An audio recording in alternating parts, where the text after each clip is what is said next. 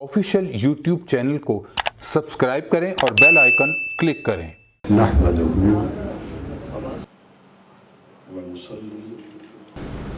ونسلم على سيدنا ومولانا محمد رسوله النبي الأمين المكين الحنين الكريم الرؤوف الرحيم أما بعد بسم اللہ الرحمن الرحیم۔ محترم علماء کرام اور معزز حاضرین مجلس اور عزیزان گرامی قدر، ہم اللہ جل مجدہ کے اذن اور توفیق سے حضرت مولانا محمد طفیل اظہر صاحب رحمۃ اللہ تعالی علیہ غفر اللہ لہ، ان کی اجتماع چہلم میں تعزیت کے لیے، اظہار ثواب کے لیے اور اپنے عقائد و اعمال اور احوال کی درستگی کے لیے اور ان کی دعائے مغفرت اور دعائے بلندی درجات کے لیے جمع ہے۔ اللہ تبارک و تعالی آپ کا جمع ہونا ان کی بخشش اور بلندی درجات کے لیے بھی اور خود آپ کے اور ہم سب کے لیے باعث برکت اور باعث قبولیت بنائے۔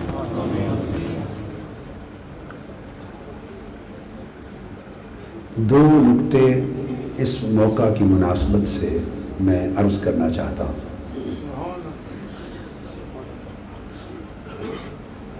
ایک نکتہ تو زندگی اور موت کے تعلق سے ہے اور دوسرا نکتہ مرنے کے بعد قبر میں نجات اور فلاح سے متعلق ہے،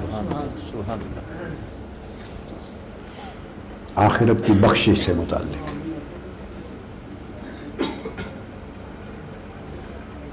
حیات اور ممات، زندگی اور موت،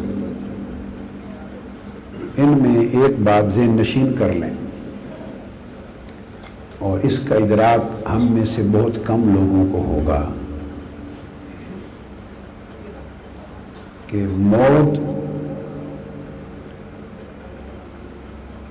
محض عارضی اور غیر مستقل چیز ہے اور حیات دائمی ہے، اس کو بقا حاصل ہے۔ بنیادی بات کو ذہن نشین کرو۔ اس سے مباحثے، تکرار، جھگڑے اور بہت سے مغالطے خود بخود ختم ہو جائیں گے۔ حیات کو دوام ہے، زندگی کو دوام اور ثبات حاصل ہے۔ زندگی جب سے پیدا ہوئی اس کے بعد، جب سے اسے پیدا کیا گیا اس کے بعد زندگی کو بقا ہے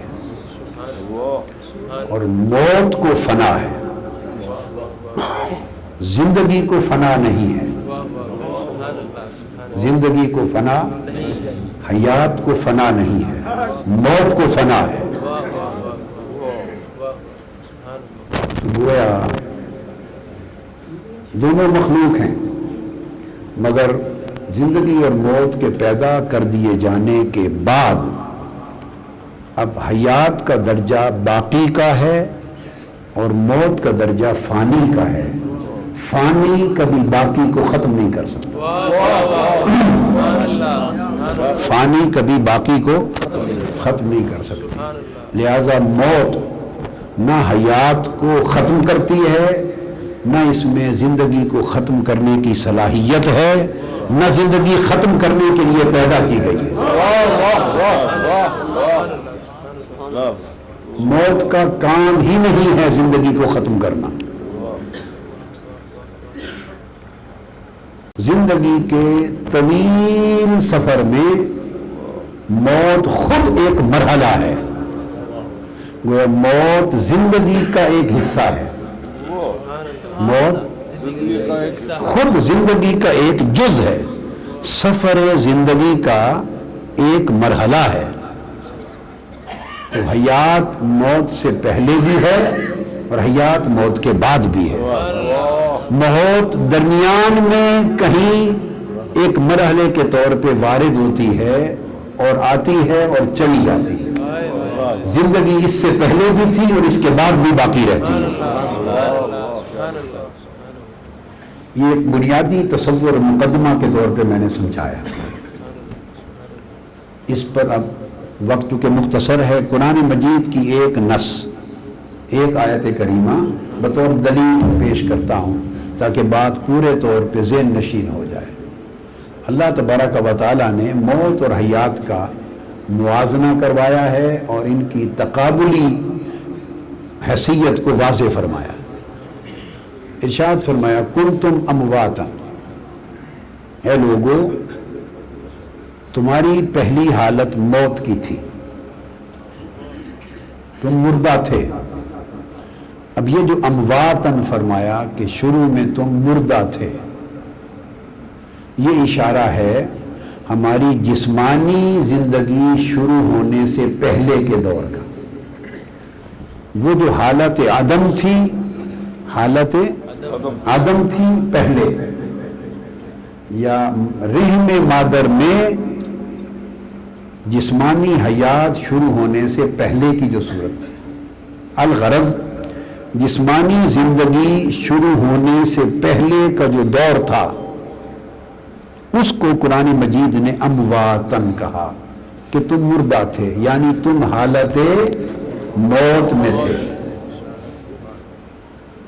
تو بگننگ ہماری اس کا ذکر کیا کہ یہ حالت موت تھی۔ کنتم امواتن، تو پھر کیا ہوا؟ اموات حالت موت اس ذہن میں رکھ لیں، حالت موت اس دور کو کہا جا رہا ہے جب انسان کی جسمانی زندگی ابھی شروع ہی نہیں ہوئی تھی۔ تو پھر کیا ہوا؟ فَأَحْيَاكُمْ، اللہ نے تمہیں زندہ کیا، یعنی حالت حیات عطا کی۔ تو جب انسان کی یہ جسمانی زندگی مارز وجود میں آئی تو انسان کے پیدا ہوتے ہی اس کی حالت موت ختم ہو گئی۔ تو گویا انسان کی پہلی زندگی نے اس کی پہلی موت کو ختم کر دیا۔ کنتم امواتن میں پہلی موت تھی اور فاحیاکم میں پہلی زندگی ہے۔ اب بات کو سمجھیں، امواتن میں پہلی موت ہے، فاحیاکم میں پہلی، تو پہلے ذکر کس کا آیا ہے؟ موت کا یا حیات کا؟ تو موت کی حالت میں تھے اور تمہیں حیات کی حالت دی، جب تم حالت حیات میں آئے تو حالت موت ختم ہو گئی۔ جو بعد میں آتا ہے وہ ناسخ ہوتا ہے، جو پہلے ہو وہ منسوخ ہوتا ہے۔ تو ہماری پہلی زندگی نے حالت موت کو منسوخ کر دیا، حالت موت کو منسوخ کر دیا۔ تو منسوخ کا حکم نافذ نہیں ہوتا، ناسخ کا حکم نافذ ہوتا ہے۔ لہذا اب موت کی بات نہیں، حیات کی بات ہوگی، کیونکہ حالت حیات نے پہلی حالت موت کو منسوخ کر دیا۔ اب ہم اس موجودہ حال میں آ گئے، یہ فاحیاکم کا مظہر ہے یہ زندگی۔ پھر کیا ہوا؟ اب اللہ پاک فرماتے ہیں ثم یمیتکم، دیکھو نا، کنتم امواتن فاحیاکم، فا تعقیب کے لیے، بعدیت کے لیے ہے۔ تم حالت موت میں تھے، پھر اس کے بعد تمہیں زندگی کی حالت میں لایا گیا، نتیجتاً موت منسوخ ہو گئی۔ اب اس موت میں ہیں، اب حیات میں ہیں، اس حیات کے بعد پھر ایک دوسری موت آئے گی، ثم یمیتکم، وہ پھر تمہیں موت دے گا، وہ جو ہر ایک کو ایک بار آتی ہے، اور مولانا محمد طفیل اظہر صاحب کو بھی آئی اور جو گزر گئے سب کو آئی اور ہمیں آنے والی ہے. ثم یمیتکم، پھر تمہیں حالت موت سے ہمکنار کرے گا. یہ دوسری موت ہوگی. اس کے بعد دوسرا ثم آیا ہے اور دوسری تعقیب آئی ہے. ثم یمیتکم، وہ تمہیں پھر دوبارہ موت دے گا. ثم یحییکم، اور اس موت کے بعد پھر زندہ کر دے گا. اس موت کے بعد پھر زندہ کر دے گا. تو دوسری حیات آ گئی. پہلی موت کو پہلی حیات نے منسوخ کر دیا، اور جو ثم یمیتکم فرمایا دوسری بار موت آئی، اس کے بعد پھر ثم یحییکم، پھر زندہ کرے گا. دوسری موت کو دوسری حیات نے منسوخ کر دیا. ثم یمیتکم کون سی ہے؟ یہ جو روح قفس انصری سے پرواز کرتی ہے اور ہم موت سے ہمکنار ہوتے ہیں اور لوگ دفن کراتے ہیں، یہ دوسری موت ہے. اب اللہ پاک نے اس کے معن بعد فوری طور پر فرمایا ثم یمیتکم، اس موت کے فوری بعد وہ تمہیں زندہ کر دے گا. تو اس کا مطلب یہ ہوا کہ ہر شخص جو موت کے دروازے سے گزرتا ہے وہ گزرنے کے فوری بعد پھر زندہ ہو جاتا ہے. موت اتنی عارضی چیز ہے، جتنی دیر سنما رہتا ہے اتنی دیر موت رہتی ہے. سنما کے وارد ہونے تک موت ہے.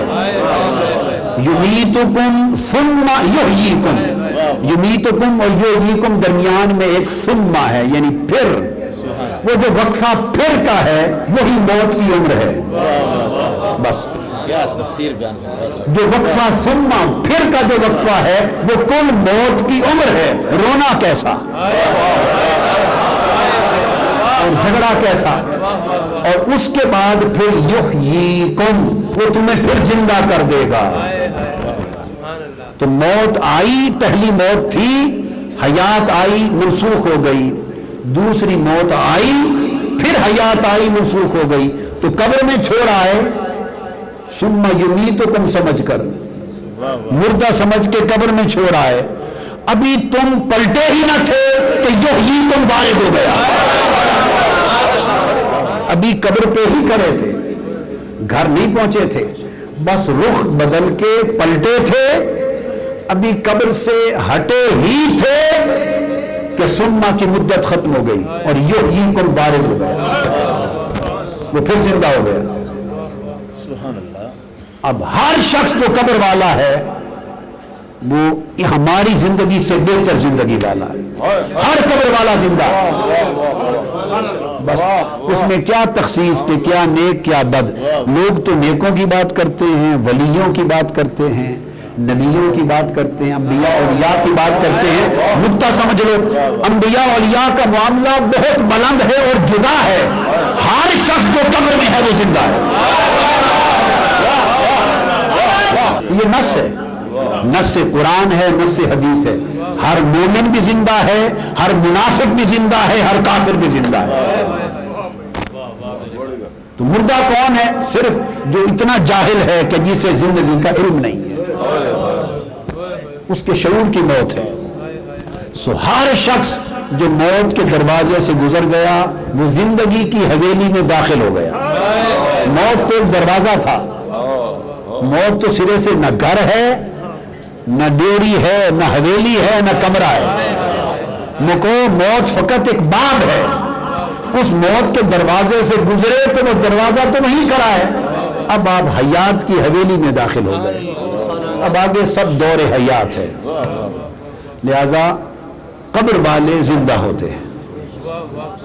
سادہ بات، قبر والے زندہ ہوتے ہیں، خواہ وہ کافر ہے خواہ وہ مومن ہے. خواہ وہ مومن ہے خواہ وہ کافر ہے. تو جو شخص اس پر بحث کرے اور انکار کرے اس کی جہالت کی انتہا ہے. نہ وہ قرآن سے واقف ہے، نہ وہ حدیث سے واقف ہے، نہ وہ سرے سے اسلام کے مبادیات سے ہی واقف ہے. ہر مرنے والا مر کے زندہ ہو جاتا ہے. اور ہر قبر والا زندہ کر دیا جاتا ہے، بنیادی بات۔ اب سوال پیدا ہوتا ہے کہ زندہ رہتا ہے یا نہیں؟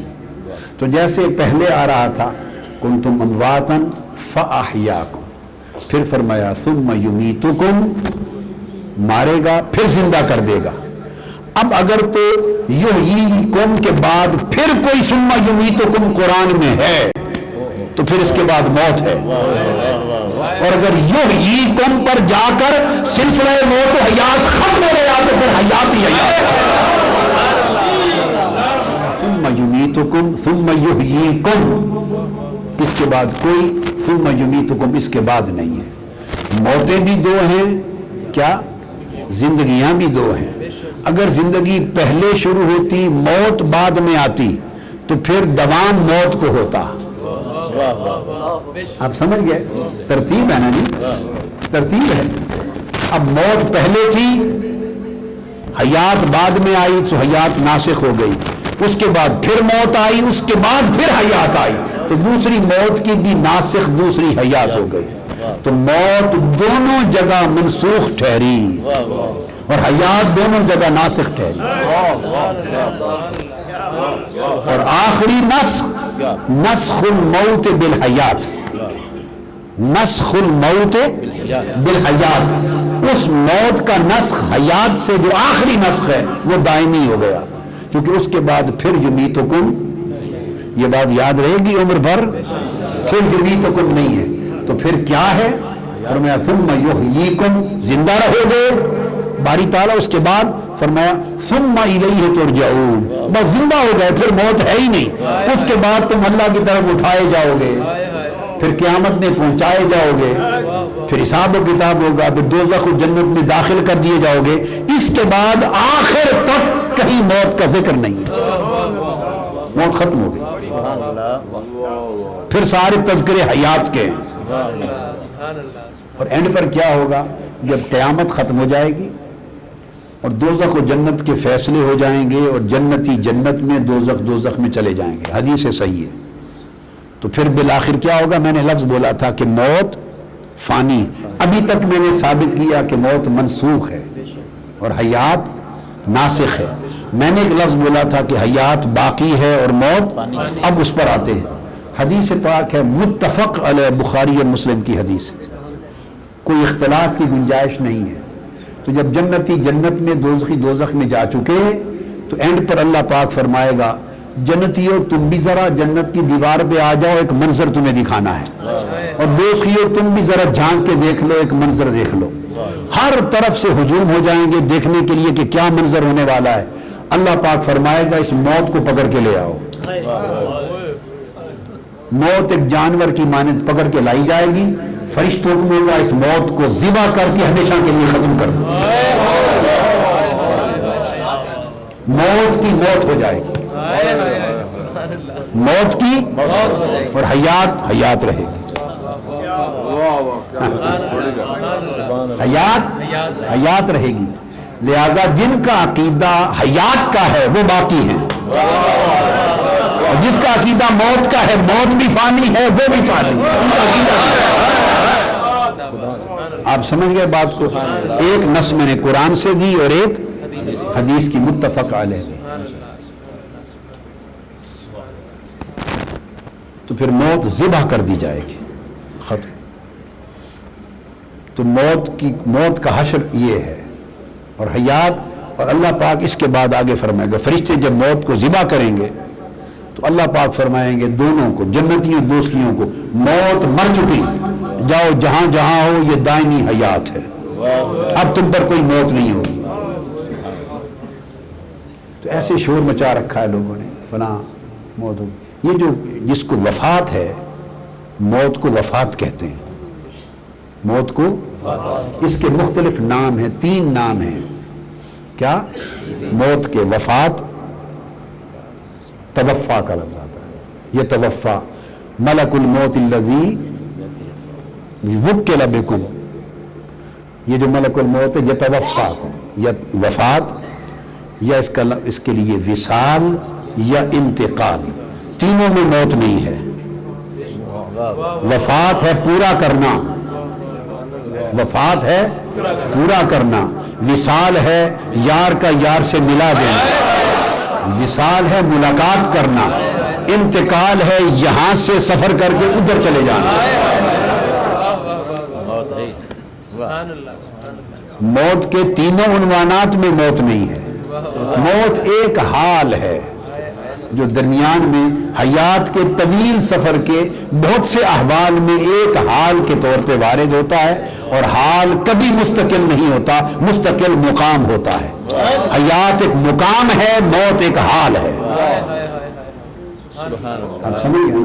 موت آتی ہے چلی جاتی ہے، اس لیے بجائے اس کے کہ آپ اور ہم جھگڑا کریں اور موت کی نوعیت متعین کریں، اب تک جتنا میں نے بیان کیا اس پر ایک قرآن کی نص سے اب ایک دلیل لاتا ہوں، اس پوری بات پر کنکلوڈ کرنے کے لیے۔ آخری میں نے موت کو بالکل ایک عارضی سی چیز بنا کے بتا دیا نا، اب قرآن سے پوچھتے ہیں کہ وہ کیا کہتا ہے، موت کی حقیقت کیا ہے۔ اب اس لیے قرآن نے جہاں ذکر کیا موت کا ذکر پہلے، حیات کا بعد، چونکہ حیات موت کو منسوخ کرنے والی۔ سورہ ملک کو پڑھ لیجئے، فرمایا الذی خلق الموت والحیات لیبلوکم ایکم احسن عملا، اس نے موت کو پیدا کیا اور حیات کو، تو جو چیز پہلے ہے وہ منسوخ ہوتی ہے، جو بعد میں ہے وہ ناسخ ہوتی ہے۔ اس ناسخ و منسوخ کو اس آیت کریمہ نے 4 مرحلوں کے ذکر میں مکمل کر دیا۔ باری تعالیٰ موت کی حقیقت ہی اب سمجھا دیں، کچھ سمجھ گئے، جو کچھ باقی رہ گیا وہ کھول دیں کہ ہے کیا۔ اس نے فرمایا سنو، موت کی حقیقت یہ ہے کہ یہ صرف ایک ذائقہ ہے، موت فقط ایک ذائقہ ہے۔ جتنی دیر کھانے کے بعد تمہارے منہ میں ذائقہ رہتا ہے اتنی دیر انسان کی زندگی میں موت رہتی ہے۔ ذائقہ کہنے کا مطلب یہ ہے، ورنہ ذائقہ کا لفظ کہا ہی کیوں، کہا ہی کیوں؟ کل نفس ذائقۃ الموت، اللہ پاک کے سے کلام یوں ہی تو صادر نہیں ہو جاتا بے معنی اور بے محل اور بے مقصد، ایسے ہی عربی ادب کے طور پہ لفظ ذائقہ استعمال کر دیا نہیں، فرمایا کل نفس ذائقۃ الموت، ہر شخص نے موت کا ذائقہ چکھنا ہے۔ اور ذائقہ زبان پہ جب آپ کھاتے ہیں کھانا کتنی دیر رہتا ہے؟ چند سیکنڈ، چند منٹ رہتا ہے ذائقہ بس، اور کلی کر دیں برش کر دیں تو وہ بھی چلا جاتا ہے، وہ بھی چلا جاتا ہے۔ تو ذائقہ فقط ایک ذائقہ ہے، وہ فقط ایک ذائقہ ہے، اس کو بقا نہیں ہے، ذائقہ کو بقا نہیں ہے۔ جس طرح ذائقہ کو بقا نہیں اس طرح موت کو بقا نہیں، اس طرح موت کو بقا نہیں۔ ہر جان موت کا ذائقہ چکھتی، تو اس کو بقا نہیں ہے، ذائقہ آتا ہے چلا جاتا ہے، تو موت آتی ہے چلی جاتی ہے۔ حیات اس سے پہلے بھی تھی اور حیات اس کے بعد بھی ہے، تو حیات قبر سے پہلے بھی تھی، حیات قبر میں بھی ہے، حیات قبر کے بعد بھی ہے۔ یہ تو ایک بات ہو گئی۔ اب دوسری اور آخری بات جو اس سے بھی اہم تر، اس سے بھی، اب جب موت سے ہم کنار ہوتے ہیں اور ہم قبر میں جاتے ہیں، یہاں تک بات تھی کہ موت اور حیات کا تعلق کیا ہے، اور موت کتنی دیر رہتی ہے اور حیات کو کیا بقا اور کتنا دوام ہے۔ اب موت کے بعد جب ہم قبر میں پہنچیں گے، اگلی اور آخری بات، ہماری بخشش کا مدار کس پر ہے؟ بخشش کا، ہماری بخشش کا مدار کس پر ہے؟ ہماری بخشش کا دار و مدار، جیسے حدیث میں آپ سنتے اور پڑھتے ہیں نا، انما الاعمال بالنیات، کہ اعمال کا دار و مدار نیتوں پر ہے۔ تو آؤ پوچھیں کہ قبر میں بخشش کا مدار کس پر ہے؟ قبر میں بخشش کا مدار، موت ہوئی قبر میں رکھ کے آ گئے، کس چیز پر ہے؟ آپ نے عمر بھر یہ سنا کہ 3 سوال ہوتے ہیں اور ان پر بخشش کا مدار ہے۔ من ربوں کا پوچھا جاتا ہے تیرا رب کون ہے، ما دینوں کا تیرا دین کیا ہے، اور ما کنت تقول فی ھذا الرجل محمد صلی اللہ علیہ وسلم، اس ہستی محمد صلی اللہ علیہ وآلہ وسلم کے بارے میں تو کیا کہتا تھا، تیرا عقیدہ کیا تھا؟ ما علمک بھذا الرجل محمد، یہ دوسرا لفظ ہے جی، اس ہستی حضرت محمد کے بارے میں تیرا عقیدہ کیا تھا، یہ پوچھا جاتا ہے۔ ما علمک، آپ نے 3 سوال سنے نا، عمر بھر سنے، یہی 3 سنے۔ آج ان میں تھوڑی سی ایک حدیث کی ایک تشریح کرتا ہوں، ایک محدثانہ نکتہ ہے جو سمجھاتا ہوں۔ مفسرانہ بات ہو گئی، اب یہ دوسری محدثانہ بات حدیث کے باب میں ہے۔ 3 سوال سنے، نصف درجن سے زائد مرتبہ یہ حدیث امام بخاری نے تخریج کی ہے صحیح بخاری میں، امام مسلم نے بھی کی، ابو داؤد نے بھی، ترمذی نے بھی، نسائی نے بھی، ابن ماجہ نے بھی، ابن حبان نے بھی، مسند احمد بن حنبل، بہت سی کتب نے تخریج کی۔ میں ابھی صحیح بخاری کی بات لے رہا ہوں جس کا درجہ ان سب کتب میں اعلیٰ ہے۔ نصف درجن سے زائد مقامات پر یہ ایک عجیب بات بتا رہا ہوں، غالباً آپ زندگی میں پہلی بار سنیں گے، اور علماء کے لیے ایک بہت بڑا سرمایہ علم ہے، ٹھوس بات ہے، علمی بات ہے علماء کے لیے، اور سادہ طریقے سے بیان کر رہا ہوں سو سب کے کام آنے والی ہے۔ بخاری شریف نے آدھے درجن سے زیادہ مرتبہ اس حدیث کی تخریج اور روایت کی ہے۔ اب جو بات بتانا چاہتا ہوں ایک جملے میں وہ یہ کہ پوری بخاری میں امام بخاری نے ایک مقام پر بھی 3 سوال بیان نہیں کیے۔ کیا؟ پوری صحیح بخاری میں کسی ایک مقام پر بھی 3 سوال بیان نہیں۔ امام بخاری نے بخاری کے پہلے لفظ سے آخری لفظ تک،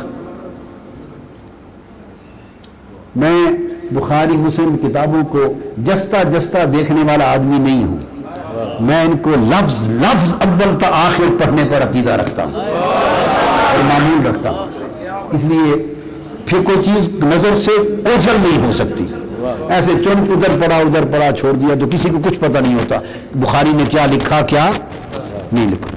تو جو بات بتانا چاہتا ہوں، پوری صحیح بخاری نے قبر کے سوالات یہ 3 کسی جگہ بھی درج نہیں کیے۔ امام بخاری تک جو روایت پہنچی اپنے اعلیٰ طریق اور سند کے ساتھ، انہوں نے صرف ہر جگہ ہر مقام پر ہر سند سے ہر راوی سے جو تخریج کی روایت تھی وہ صرف ایک سوال، اور وہ محمد مصطفیٰ کا سوال۔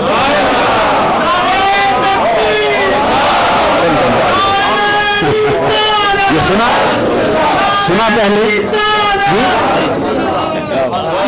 امام بخاری نے کسی ایک مقام پر یہ روایت نہیں کی کہ پوچھا جائے گا تمہارا رب کون ہے۔ امام بخاری نے ایک مقام پر روایت نہیں کیا کہ پوچھا جائے گا تمہارا دین کیا ہے۔ یہ سوال ایک مقام پر امام مسلم نے روایت کیا، بس 3 سوال۔ ابو داؤد نے روایت کیے، نسائی نے روایت کیے، مسند احمد بن حنبل میں آئے، ابن حبان میں آئے، دیگر کتب میں آئے ہیں۔ صحیح بخاری میں امام بخاری نے اس موضوع پر جتنی روایات لی ہیں وہ صرف ایک ہی سوال پوچھا ہے، بتاؤ مصطفیٰ کا کیا کہتے ہیں۔ یہ امام بخاری کا عقیدہ ہے، آج آپ کو وہ بتا دوں۔ اصح الکتب بعد کتاب اللہ الباری الجامع الصحیح للبخاری، اور بخاری شریف کی میرے پاس متصل امام بخاری تک 50 اسانید ہیں۔ میں سند ٹھوس طریقے سے بات کر رہا ہوں، میری امام بخاری تک متصل 50 اسانید ہیں، الگ الگ طرق سے متصل امام بخاری تک۔ بس اہل علم کے لیے جملہ ہے، یعنی میں نے بخاری شریف پڑھی، اس کا سماع کیا، قرات کی، اجازت لی جن شیوخ اور اساتذہ سے، وہ ایک ایک لائن ہے، 50 جدا جدا لائنیں اتصال کے ساتھ میری امام بخاری تک جاتی ہیں، اور ان سے آقا علیہ الصلوۃ والسلام کی بارگاہ تک متصل ہوتی ہے۔ اس لیے میں نے سر دست آج کی گفتگو میں صرف بخاری کا عقیدہ بیان کیا. امام بخاری کا عقیدہ یہ ہے کہ قبر میں صرف ایک سوال کیا جائے گا, ما کنت تقول فی ھذا الرجل محمد, اور 100 بندے اے سارے سونے محمد کے بارے تیرا عقیدہ کی کو پختہ کر لیں اور دنیا میں ہر جگہ پہنچائیں کہ قبر میں بخشش کا مدار صرف معرفت مصطفیٰ پر, صرف تعلق و نسبت مصطفیٰ پر ہے, صرف غلامی مصطفیٰ پر ہے, صرف معرفت مصطفیٰ پر ہے, بخشش اس پر ہے.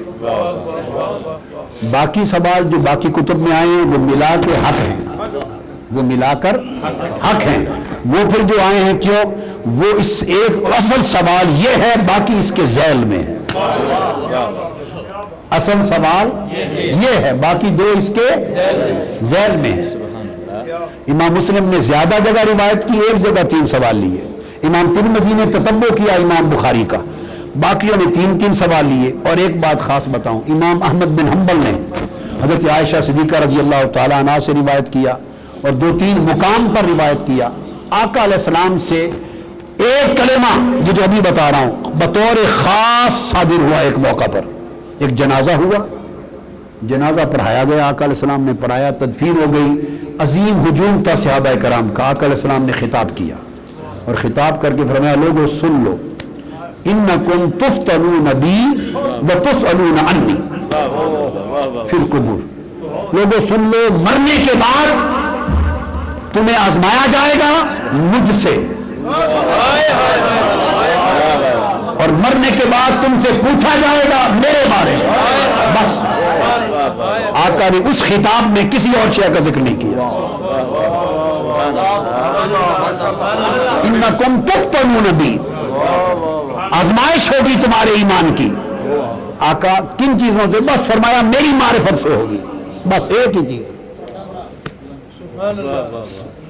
اور تم سے تسألون عنی, اور تم سے پوچھا جائے گا فقط ایک ہی سوال, کیا؟ میری شان سے متعلق عنی. اور آقا علیہ السلام نے بھی امام احمد بن حنبل نے تخریج کی دوسری, انہوں نے فرمایا, آقا نے فرمایا, ان ھذہ الامہ تبتلی بی, یہ امت میری ذات کے اوپر آزمائی جائے گی.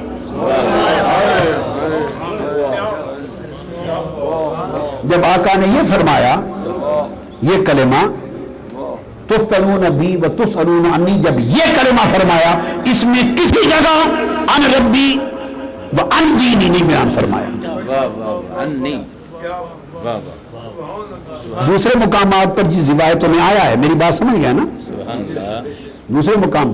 لیکن آقا نے جب امت کو متوجہ کیا کہ فتنے ہوں گے دجال کے, مگر قبر میں سب سے بڑی آزمائش تمہارے ایمان کی جو تم پر ہوگی وہ ایک ہوگی, بس جس پر فیصلہ ہو جائے گا ادھر کا یا ادھر کا. آقا کس چیز پر آزمائش ہوگی؟ فرمایا میری ذات پر ہوگی. ایک سوال ہوگا, کس چیز کا؟ فرمایا انی, میرے بارے میں پوچھا جائے گا. سو میرے بارے میں جواب یاد کر لو, میرے بارے میں جواب یاد کر لو, مجھے پہچان لو, میری معرفت حاصل کر لو. تسألون عنی وتفتنون بی. اب دیگر کتب میں وہ سوال 3 آئے. اب سوال پیدا ہوا کہ ان میں پھر تطبیق کیسے ہوگی. عقیدہ بخاری کا پہلے بیان کر دیا, اب باقی جن میں 2 سوال اور ایڈ ہوئے تو تطبیق ان کو جب جوڑ کر مانا کیا نکلا, جہاں 3 سوال ہیں یہاں کثرت کے ساتھ فقط ایک سوال ہے, سوال ہی ایک ہے, تو تطبیق کیسے ہوگی؟ تو تطبیق میں نے آپ کو بتا دی. تطبیق یہ ہے کہ 2 ذیل میں سوال ہوں گے, اصل ایک ہوگا. یہ تطبیق 2 سوال ابتدائیہ ہوں گے, 2 سوال ابتدائیہ تمہیدیہ ہوں گے, تمہید اور ابتدا کے طور پہ ہوں گے. اور اصل سوال جو پوچھا جائے گا تفتنون بی وتسألون عنی, جس پر فیصلہ ہوگا وہ میری ذات کا ہوگا. اور تمام احادیث میں, بخاری میں, مسلم میں, ترمذی, ابو داؤد, نسائی, ابن ماجہ, ابن حبان, احمد بن حنبل, جمی کتب میں ایک بات پر اجماع ہے, ایک بات پر کہ فیصلہ بخشش کا نہ رب کے سوال پر ہوگا نہ دین کے سوال پر ہوگا. الٹیمیٹ ججمنٹ جو اناؤنس ہوگی وہ معرفت مصطفیٰ کے سوال ہے. سبحان اللہ. اب تینوں کو جب ملا کے بات کی، تینوں سوالوں کو جب ملا کے بات کی، تو پہلا سوال پوچھا تمہارا رب کون ہے؟ وہ کیوں پوچھا جائے گا؟ اب سن لیں نکتہ، اس حدیث کی شرح کر رہا ہوں. کیوں پوچھا جائے گا؟ صرف یہ فرق کرنے کے لیے چونکہ حدیث میں آتا ہے ہر مومن سے، ہر منافق سے، ہر کافر سے. فرشتے آئیں گے، دو اٹھا کے بٹھائیں گے، ہر مومن، کافر، منافق، مشرک ہر ایک سے سوال ہوگا. تو جب مومن اور کافر سے بلا امتیاز سوال ہوگا، یہ تمام حدیثوں میں درج ہے. اب اس کی روشنی میں بات کو سمجھنا آسان ہو گیا کہ پہلا سوال ہوگا فرق کرنے کے لیے کہ موحد ہے یا مشرک ہے.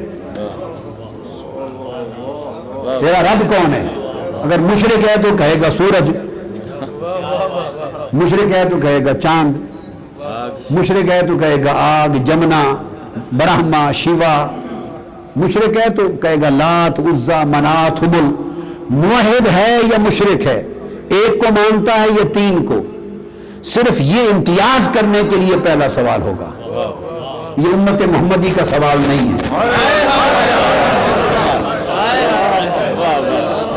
یہ امت محمدی کا سوال، یہ عالم انسانیت کا سوال. تاکہ سب سے پہلے یہ تعین ہو جائے کہ جو مر کے قبر میں، چونکہ سوال ہر کافر و مشرک اور مومن ہر ایک سے بلا امتیاز ہونا ہے، تو پہلا امتیاز فرشتے کریں گے کہ یہ ہے کون، موحد ہے یا مشرک ہے. تو اللہ ربی کہنے والا اس ٹولے میں آ گیا، موحد ہے. اب آ گئے. اب ایک اللہ کے نام لینے والے کئی مذاہب گزرے. یہودی بھی ایک کو مانتے ہیں، یہودی بھی، اور بہت سارے مذاہب فرقے عیسائیوں کے بھی ایک مانتے ہیں، ان میں بھی ایک ماننے والے ہیں. یہودی سارے ہی ایک مانتے ہیں اور پہلے بھی ایک ماننے والے گزرے. تو جب یہ تقسیم ہو گئی کہ مشرک نہیں، کافر مشرک نہیں، موحد ہے، اب اگلا سوال ہوگا اس کے مذہب اور ملت کو ڈٹرمن کرنے کے لیے کہ کس مذہب سے ہے. ما دینوں کا، اب بتا دین کیا ہے؟ وہ کہے گا دینی اسلام. اب آ جا تو ادھر کھڑا ہو جائے، یہ مسلمان ہے، باقی الگ ہو گئے. تو پہلے دو سوال ابتدائیہ صرف ڈٹرمن کرنے کے لیے ہیں کہ موحد اور مشرک ہے. اگر موحد ہے تو پھر مسلمان ہے یا کسی اور مذہب کا ہے. جب مسلمان کا تعین ہو گیا کہ دینی الاسلام، میرا دین اسلام ہے، تو جب مسلمان کا تعین ہو گیا تو مسلمان سے صرف آگے ایک ہی سوال ہوگا، بس، اور کوئی سوال نہیں. بس جب یہ تعین، پہلے دو سوال اس کے دین و مذہب اور ملت کا فقط تعین کرنے کے لیے ہیں تاکہ کس مذہب اور طبقے سے ہے یہ ڈٹرمن ہو جائے. جب تعین ہو گیا کہ مسلمان ہے تو بحیثیت مسلمان صرف جنہوں نے تین سوال کہے ان کے ہاں بھی ایک ہی سوال ہے. اس لیے امام بخاری نے پہلے دو سوالوں کا ذکر نہیں کیا کہ امت مسلمہ سے وہ دو سوال متعلق ہیں ہی نہیں. امت مسلمہ کا سوال ہی ایک ہے. جب طے ہو گیا کہ مسلمان ہے، اب پوچھا جائے گا مسلمان ہو؟ دعویٰ کر دیا مسلمان ہو. مسلمان ہو؟ جی مسلمان ہو.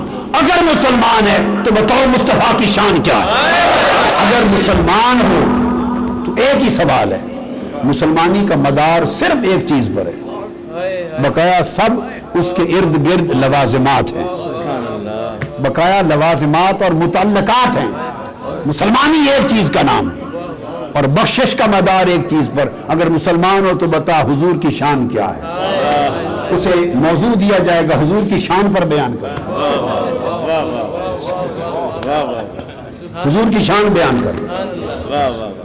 سبحان اللہ. دو کلمات آئے ہیں، دو تین کلمات، مختلف کلمات آئے ہیں، مگر جس سے تصریح ہوتی ہے. فرمایا ما کنت تقول فی ھذا الرجل محمد، یہ مصرح ہے تصریح کے ساتھ، وضاحت کے ساتھ. تو کیا کہا کرتا تھا اس ہستی حضرت محمد مصطفیٰ کی شان سے؟ ایک یہ، اور امام احمد بن حنبل نے جو تصریح کی اپنی روایت میں، اس میں الفاظ آئے ہیں. فرمایا ما علم کا بہذا رجل محمد، بتا ان کے بارے میں تیرا عقیدہ کیا ہے، تیرا علم، تیرا عقیدہ کیا ہے حضور کے بارے میں. تو میں نے اس کا ترجمہ کیا. پوچھا جائے گا بتا حضور کی شان کیا ہے. واہ کتنا کمال کا ترجمہ. واہ حضور کی محمد مصطفیٰ کی شان کیا ہے.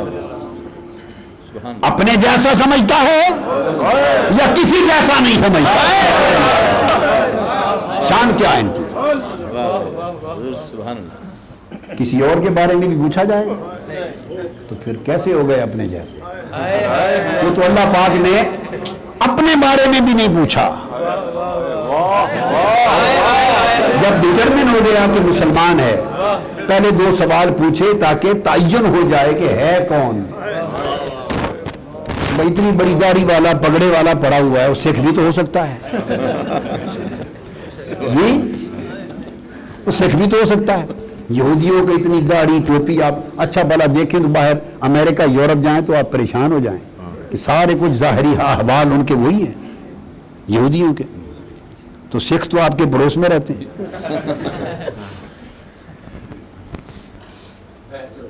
تو وہ سلالہ میں ایک سکھ تھا. سکھ سلالہ میں مغرب کا وقت ہوا, پہاڑ پر سیرگاہ تھی تو شرطے آ گئے.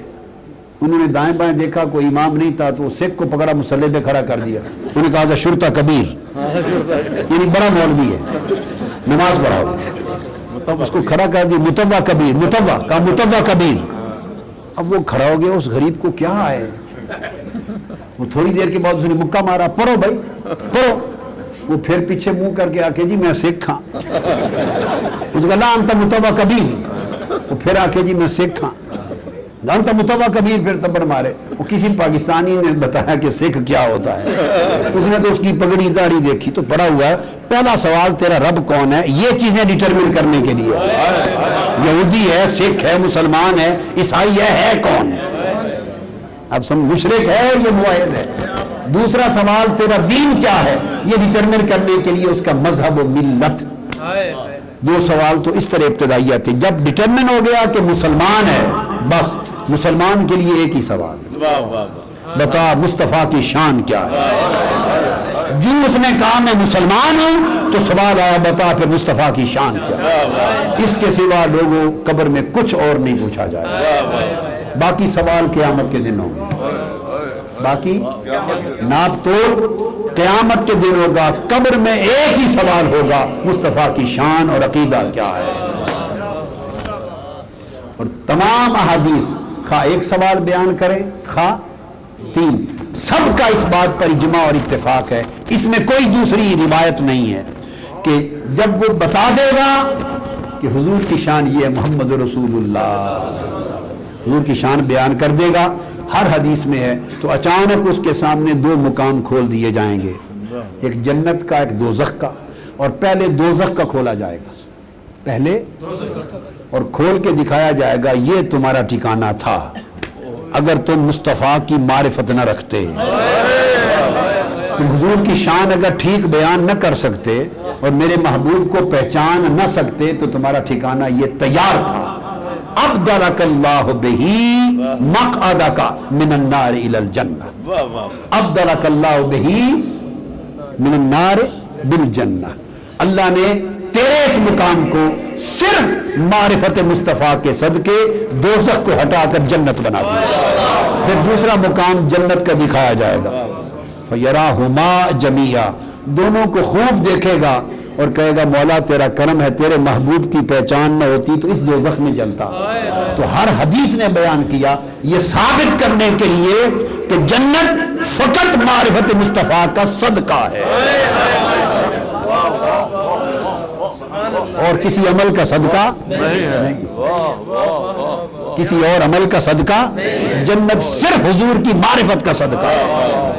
سبحان اللہ. یہ خیرات ہے حضور کی معرفت کی. اللہ پاک آقا علیہ الصلوۃ والسلام کی بارگاہ سے ہماری نسبت کو پختہ کرے. یہی ایمان ہے یہی مدار بخشش و مغفرت ہے یہی مدار بخشش و مغفرت ہے. تو جو لوگ اور جو علماء جیسے مولانا محمد طفیل اظہر صاحب ساری زندگی حضور کی محبت اور حضور کی شان اور حضور کی تعظیم و تکریم ہی کا پرچار کرتے رہے ہیں. پوری زندگی ان کی تبلیغ حضور کی شان کا بیان ان کی تبلیغ آقا علیہ السلام ہی کی شان کا بیان رہا.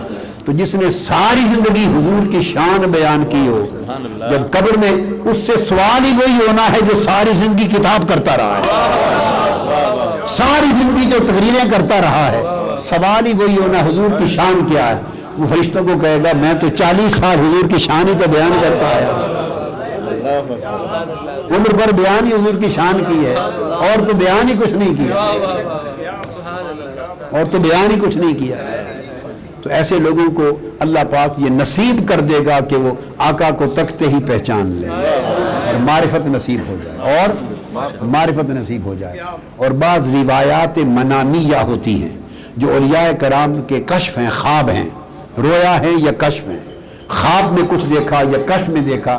بعض کتب میں اولیاء کرام نے اپنے طریق اور سند سے ان کو بھی بیان کیا۔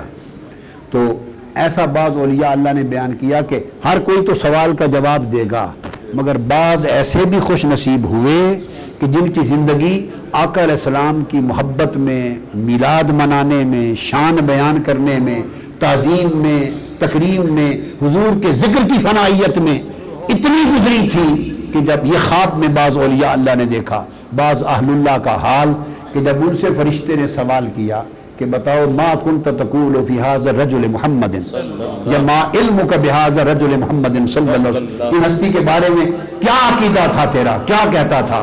تو آقا علیہ السلام نے بڑھ کر فرشتوں کو روک دیا، فرمایا کہ میرے بارے میں اس سے نہ پوچھو، اس کے بارے میں مجھ سے پوچھو۔